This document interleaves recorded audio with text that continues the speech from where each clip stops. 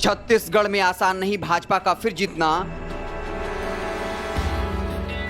Survey report ने बढ़ाई BJP की टेंशन। राज्य में फिर से बनती दिख रही भूपेश बघेल की सरकार।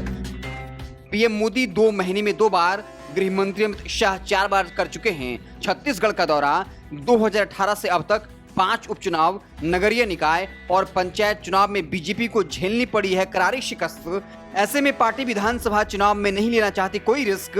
बीजेपी के कई बड़े नेता छत्तीसगढ़ में जमघट लगा रहे, पार्टी की रणनीति तैयार कर रहे। अभी से ही राज्य के 21 विधानसभा सीटों पर उम्मीदवारों का कर दिया ऐलान। बीजेपी के बड़े नेता कर रहे तूफानी दौरे। पीएम मोदी छत्तीसगढ़ कांग्रेस की सरकार पर लगा रहे भ्रष्टाचार के आरोप। हजारों करोड़ के पैकेज का कर रहे ऐलान, लेकिन फिर भी 2018 में गई 15 साल की सत्ता फिर से लौटने के नहीं दिख रहे आसार। हालिया सर्वे कर रही बीजेपी को परेशान नहीं बनती दिख रही सरकार। राज्य में अपनी स्थितियों से डरी है भाजपा। अब तक डर से नहीं की है मुख्यमंत्री के चेहरे की घोषणा। आखिर सर्वे रिपोर्ट में ऐसा क्या है, हम आपको पूरी बात बताएंगे। उससे पहले गुजारिश है, लॉजिकल समाचार को फेसबुक पर देख रहे हैं तो पेज को लाइक कर लीजिए, यूट्यूब चैनल को सब्सक्राइब कर लीजिए। सर्वे रिपोर्ट में क्या है?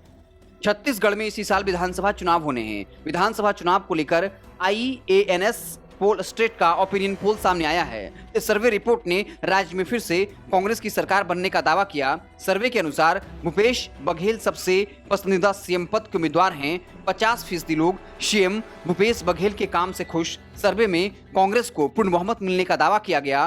कांग्रेस के 62 सीट जीतने का अनुमान लगाया गया। यह ओपिनियन पोल 1 से 13 सितंबर के बीच किया गया। सर्वेक्षण का नमूना आकार 3672 था। 90 विधानसभा सीटों वाले छत्तीसगढ़ में इस समय कांग्रेस के 71 विधायक हैं। मुख्यमंत्री भूपेश बघेल की लोकप्रियता को बीजेपी भी चुनौती मान रही है। वहीं सर्वे रिपोर्ट में बीजेपी के खाते में मात्र 27 सीट मिलने का अनुमान लगाया गया। राज्य में भूपेश बघेल की लोकप्रियता सबसे ज्यादा। छत्तीसगढ़ के मुख्यमंत्री बघेल को सबसे मजबूत अनुमोदन रेटिंग प्राप्त है। उन्हें 60% लोगों ने सबसे लोकप्रिय मुख्यमंत्री पद के उम्मीदवार के रूप में समर्थन दिया। वहीं बीजेपी की तरफ से पूर्व सीएम रमन सिंह को 34% लोगों का समर्थन मिला। इस ओपिनियन पोल के अनुसार 50% लोगों ने भूपेश बघेल के काम को अच्छा बताया। राज्य में कैसी है बीजेपी की स्थिति? केंद्रीय गृह मंत्री अमित शाह और कांग्रेस नेता राहुल गांधी छत्तीसगढ़ में आमने सामने हैं। विपक्षी गठबंधन इंडिया की मुंबई बैठक के बाद उन नेताओं ने एक ही दिन चुनावी राज्य छत्तीसगढ़ में रैली की थी। अमित शाह का पिछले 70 दिनों में छत्तीसगढ़ का चौथा दौरा है। वहीं प्रधानमंत्री मोदी भी 2 दौरा कर चुके हैं। बीजेपी राज्य का विधानसभा चुनाव प्रधानमंत्री नरेंद्र मोदी के चेहरे पर लड़ रहा है। बीजेपी कांग्रेस को टक्कर देने के लिए आक्रामक रुख अख्तियार किए हुए है। बीजेपी ने राज्य की 21 सीटों पर उम्मीदवारों का ऐलान भी कर दिया। बीजेपी के कई बड़े नेता छत्तीसगढ़ में जमे हुए हैं और पार्टी की रणनीति तैयार कर रहे। छत्तीसगढ़ में रमन सिंह के नेतृत्व में 15 साल 2003 से 2018 तक सत्ता में रहने के बाद बीजेपी को 2018 में विधानसभा चुनाव में कांग्रेस के हाथों करारी हाल का सामना करना पड़ा था।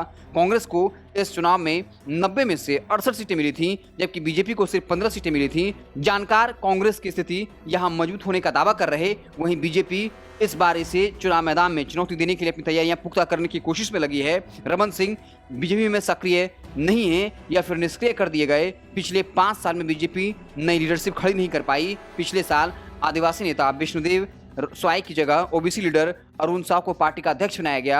हालांकि उनकी सीमित अपील है। पार्टी में एकमात्र बड़े नेता बृजमोहन अग्रवाल हैं, लेकिन उनकी जाति के मतदाताओं की आबादी राज्य में मात्र 1 से 1.5% ही है।